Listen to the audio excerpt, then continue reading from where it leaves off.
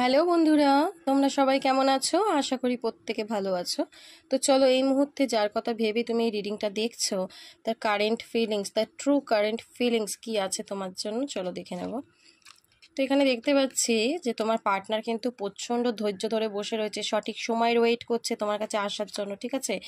এবং আমি এখানে দেখতে পাচ্ছি যে তোমার পার্টনার কিন্তু তোমার ব্যাপারে তোমার কাছে আসার জন্য কারোর হেল্প নিচ্ছে, হতে পারে কারোর সাথে আলোচনা করছে, ফ্যামিলি মেম্বার হোক, বন্ধু বান্ধব বা যে কেউ, ঠিক আছে?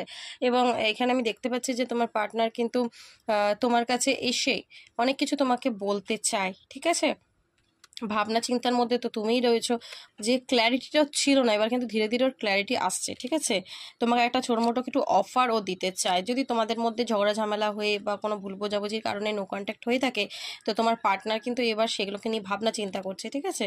তো নিজেকে ব্যালেন্স করছে। আবার আমি বললাম যে কারোর পরামর্শ নেওয়া, ঠিক আছে? তো অবশ্যই ও করছে যে কীভাবে রিলেশনশিপটাকে আবার আমি ঠিক করতে পারি। তো তোমার পার্টনারের ইচ্ছা আমি এখানে যেটা দেখতে পাচ্ছি যে ম্যারিড কমিটমেন্ট দেওয়া, এবং তোমরা অলরেডি যারা ম্যারিড, তো তারাও কিন্তু সম্পর্কটা আবার ঠিক করে নেওয়ার পরিকল্পনা করছে তোমাকে ছেড়ে, কারণ তোমার পার্টনার কিন্তু একদম ভালো নেই। তো প্রচণ্ড পুরনো স্মৃতিতে হারিয়ে যাচ্ছে এবং তোমাকে প্রচণ্ড মিস করছে আমি বলবো এখানে। তো ডেফিনেটলি তোমার পার্টনার আসতে চলেছে, অ্যাকশনের কার্ডে এসছে, তো কোনো না কোনো কনভারসেশন হয়েই যাবে তোমার সাথে, কারণ ও আর তোমায় ছেড়ে থাকতে পারছে না, ঠিক আছে? তো এনার্জিটা খুব ভালো রয়েছে, এনার্জিটাকে ক্লেম করো, ইউনিভার্সকে গ্র্যাটিটিউড প্রে করো। ওকে, চলো, থ্যাংক ইউ সো মাচ।